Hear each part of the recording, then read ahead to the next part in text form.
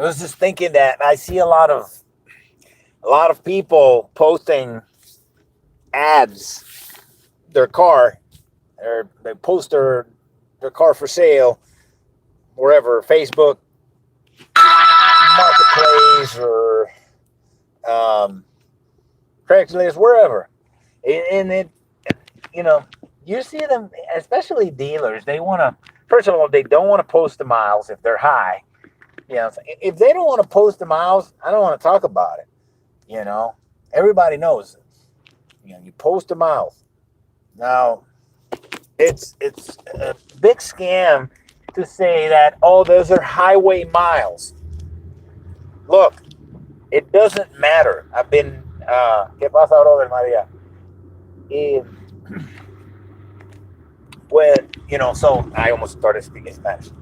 So, so a car, if you're driving it on the highway, okay, and if the highway is flat, like let's say, Texas, Florida, whatever, Midwest, where the mountains are, if you're not driving in the mountains, because there are highways in the mountains, but if it's a flat highway, the car does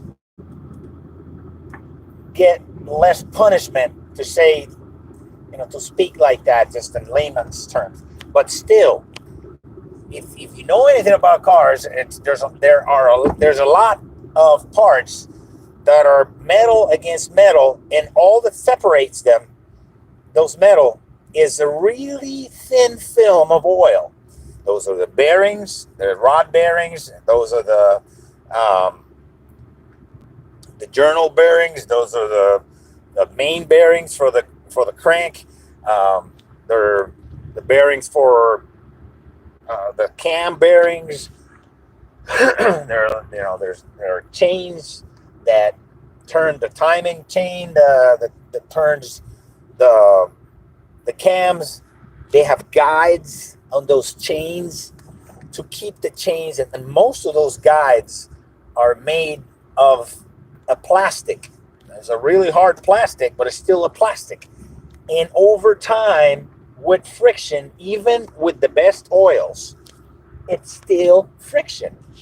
And those belts and the chains and the bearings and all that, they're going to wear out. It doesn't matter. It's miles are miles. That's what I tell people. Yes, if stop and go traffic, if you have 100,000 miles in stop and go traffic versus 100,000 miles in highway, the stop and go traffic does cost more wear and tear on your car because you have to accelerate, and there's more force to take off than when you're going at a constant speed. But still, your bearings on your hub bearings are still they're if they're sealed, they're still they're gonna break. The electrical system becomes all the wires and stuff. It becomes old and brittle, and they start developing resistance. They also, all the rubber parts, they have to be changed because it doesn't matter time. If you just let rubber sit by itself without doing anything to it, it will rot. So you have a bunch of bushings, and all of those parts require replacement. And when they have to be replaced, not only do you have to pay the part, you have to pay the labor to have it replaced. So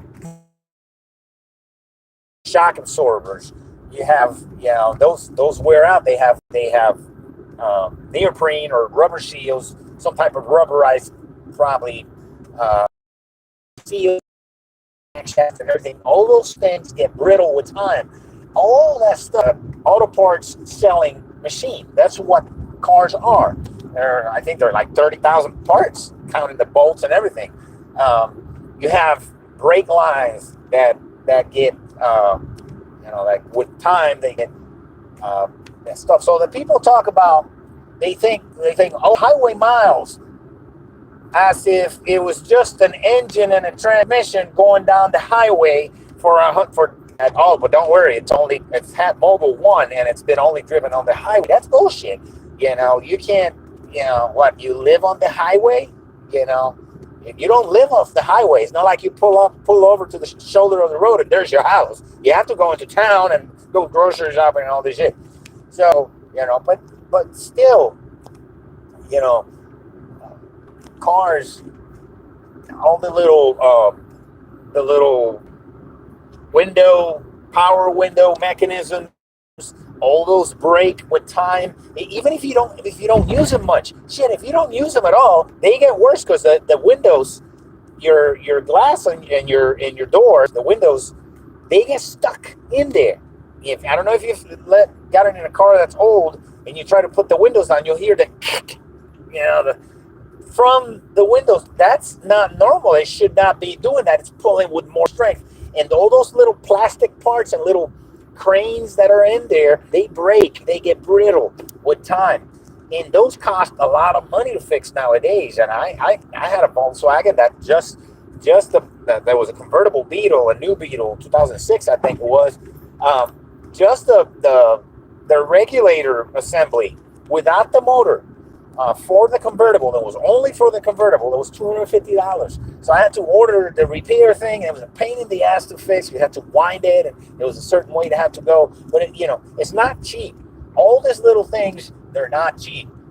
You got a bunch of the bulbs. The bulbs are expensive as hell. When you go and running, all that shit burns up. And it burns a hole in your pocket. So this bullshit about, it's got 250,000 miles, it's a 10-year-old car, but they were all highway miles. Okay, that's bullshit. 250,000 miles, it still needs all the coolant hoses, if it's got a clutch, a fan clutch, if it needs the radiators, they go bad, thermostats go bad, alternators go bad, starters go bad. I mean, power steering pumps, now they're electric, and they're even more expensive. Turbochargers, from running them, they're sitting on little bearings and little tiny holes of oil that go through it. All that creates gunk in there.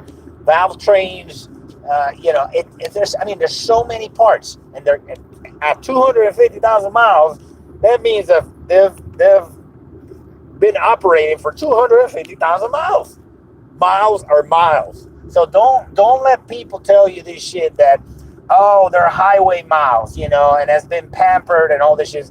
You can pamper it all you want, and then here's another one, as they say, I've done all this work on this car and I've done all this stuff. It's like, yeah, because if you didn't do all that work to the car, you wouldn't be able to drive it. If you didn't replace the timing belt, and when it was an interference engine, you would have broken the engine. So you had to do it. So when somebody wants to sell you a car with all these miles, and they want to say, I did all this maintenance, and they want top dollar for it, just tell them, it's like, look, I'm not paying for the maintenance in the car. You had to maintain the car in order for the car to keep working, or else you would have had to sold it to the junkyard because you would have broken it.